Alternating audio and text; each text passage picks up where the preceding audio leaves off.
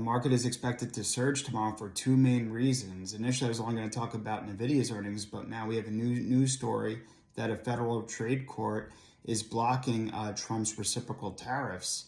And it's likely most of those tariffs will get rolled back. And regardless of where you stand on the tariff debate, that's good news for the markets. And the markets are shooting upwards and surging because of that, with the NASDAQ up 2% in the after hours and the Dow and S&P 500 each up well over 1%. So that's good news. The markets don't like tariffs. You know, you had small businesses and you had states suing the federal government because of them. On top of that, we also had NVIDIA issued a stellar earnings report.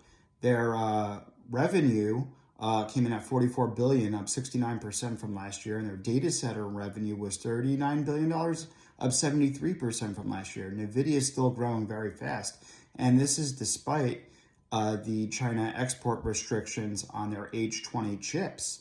You know, they're guiding for an $8 billion loss in the forthcoming second quarter, and despite that, and despite a little bit of the hit in the first quarter, NVIDIA is still making and posting stellar numbers, even despite not only the tariff uncertainties initially we had with China, but also with these with the export restrictions and with the H20 bans. You know, and they're posting these great numbers. NVIDIA is the infrastructure player for AI. This was a knock the socks off quarter for NVIDIA, in my opinion, and NVIDIA is up about 5% in the after hours because of this. And that was before the announcement of the federal trade court striking down Trump's reciprocal tariff. So it's likely NVIDIA will trade even higher tomorrow, and that'll likely power the stock market overall. The stock market was waiting very urgently on pins and needles about NVIDIA's earnings report. You know, the market traded indecisively today, and the fact we have clarity on NVIDIA doing better than expected, despite these export bans with China on the H20 chips, this is good news for the market overall. This is the market's dream. And, you know, let's see, you know, Jensen Huang also spoke about, you know, the Middle East being another big player and buyer for NVIDIA's AI chips, as well as all the demand for robotics.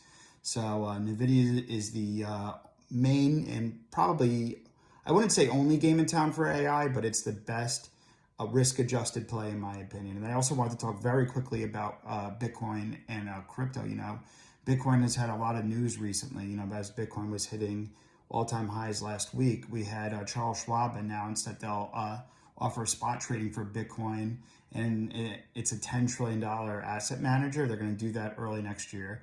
We also have a key rule was lifted, allowing Bitcoin to be offered into retirement plans. That'll be a huge new inflow of capital, with the opportunity of that going into Bitcoin as an asset, as a hedge. We also have reports that some of the big banks like JP Morgan, Citi, Bank of America, Wells Fargo might produce a joint stablecoin. So that's also good news. You know, to facilitate faster cross-border transactions and utilize blockchain technology. And then we also have, you know, Bitcoin's about to enter the second stage of the banana zone, and we should hopefully see some parabolic gains as global M2, the money in the economy, the money printer is increasing pretty rapidly, and Bitcoin should follow, in my opinion. And lastly, going back to the tariffs, it's likely that the Trump administration will appeal, and in fact, they did appeal this court ruling blocking their reciprocal tariffs. So who knows how the appeals court will rule? It's possible that they could reinstate the tariffs.